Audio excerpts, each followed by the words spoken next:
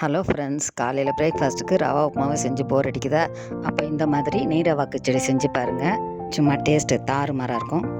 வாங்க நெய் ரவா கிச்சடி எப்படி செய்கிறதுன்னு பார்க்கலாம். அதுக்கு தேவையான பொருட்கள்: 1 கப் வறுத்த ரவை, 1 வெங்காயம், 1 தக்காளி, 1 துண்டு இஞ்சி, 4 பச்சை மிளகாய், 1 பிடி பச்சை பட்டாணி, 1 கேரட், 5 பீன்ஸ், கொத்தமல்லி, கருவேப்பிலை, 1 ஸ்பூன் கடுகு, 1 டேபிள் ஸ்பூன் கடலைப்பருப்பு, உளுத்தம்பருப்பு, 10 முந்திரி, 1/2 ஸ்பூன் மஞ்சத்தூள், 3 கப் தண்ணி, 1 குழிக்கரண்டி சன்ஃப்ளவர் ஆயில், 2 ஸ்பூன் நெய், தேவையான அளவு உப்பு.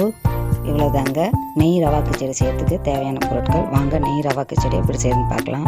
இப்போ ஸ்டவ் ஆன் பண்ணிக்கலாம். கடாய் வச்சுக்கலாம். கடாயில் எண்ணெய் ஊற்றிக்கலாம். எண்ணெய் சூடான பிறகு கடுகு, கடலைப்பருப்பு, உளுத்தம்பருப்பு, பச்சை மிளகாய், கருவேப்பிலை, கட் பண்ண இஞ்சி, முந்திரி எல்லாத்தையும் சேர்த்து தாளிச்சிக்கலாம்.